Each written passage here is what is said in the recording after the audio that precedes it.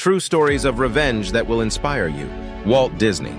At the age of 7, he sold some of his sketches to his neighbors. His interests in art and drawing were apparent. While attending McKinley High School in Chicago, he used to work diligently in the art and photography field. He was then hired at the Kansas City Star newspaper. Later, the newspaper company fired him because they thought he lacked creativity. After that, Disney started a number of businesses that didn't last too long and ended with bankruptcy and failure. After several trials and tribulations, and also with very little money, Disney's persistence paid off. His works, which were a reflection of his brilliant animation skills, were selected from motion pictures in 1928, and thus, Mickey Mouse was born. He won 26 Academy Awards. He holds the record for most Oscars won by any individual in the history. And yes, he not only bought the newspaper company that fired him, he also bought ABC, the company that owned the newspaper company.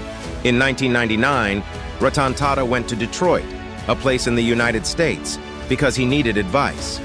His dream project, the Tata Indica, which was India's first car made by Indians, wasn't doing well. People didn't buy it much, so Tata Motors wanted to sell the car-making part of their company. When he met the boss of Ford, Bill Ford, in Detroit, it didn't go well. Bill Ford basically said, "Why did you even try making cars when you don't know anything about it?" Ford even said they would buy Tata's car division, but it would be like they were doing Tata a favor. After this meeting, Ratan Tata decided not to sell the car division. He went back to India and worked really hard on Tata Motors. 9 years later, things changed. Ratan Tata got his chance to turn the tables. Ford was in big trouble in 2008 because of a worldwide financial crisis. They were almost going bankrupt. That's when Tata bought two famous car brands from Ford, Jaguar and Land Rover, for $2.3 billion. Ford chairman Bill Ford thanked Ratan Tata, saying, "You are doing us a big favor by buying JLR."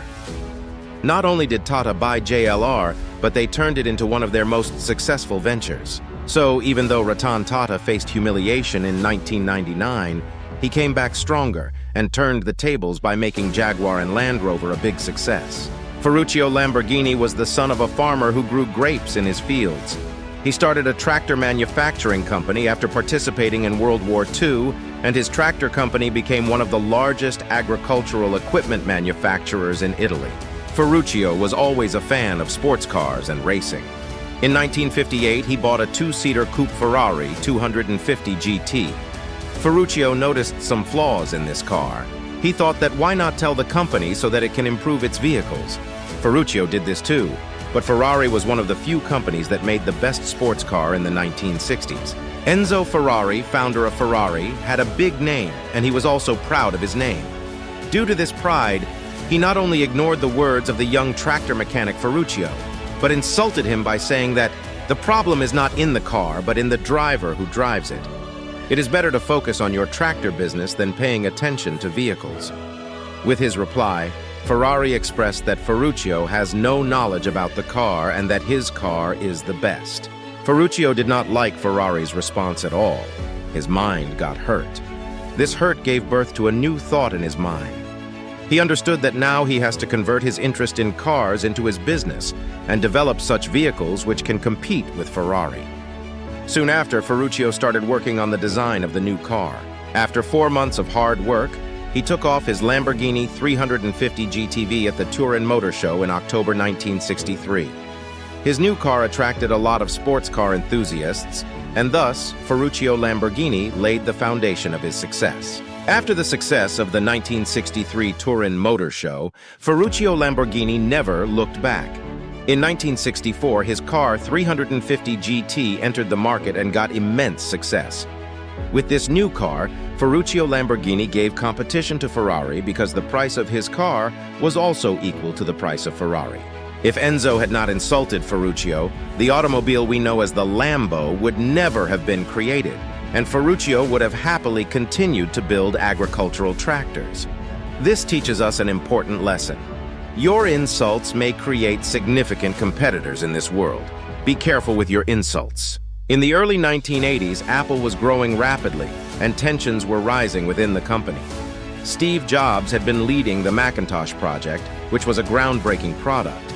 but it had its challenges and was not as successful initially as he had hoped. Meanwhile, Apple's board of directors and CEO, John Sculley, were concerned about the Macintosh's high cost and its impact on the company's profitability. These tensions ultimately led to a power struggle between Steve Jobs and John Sculley.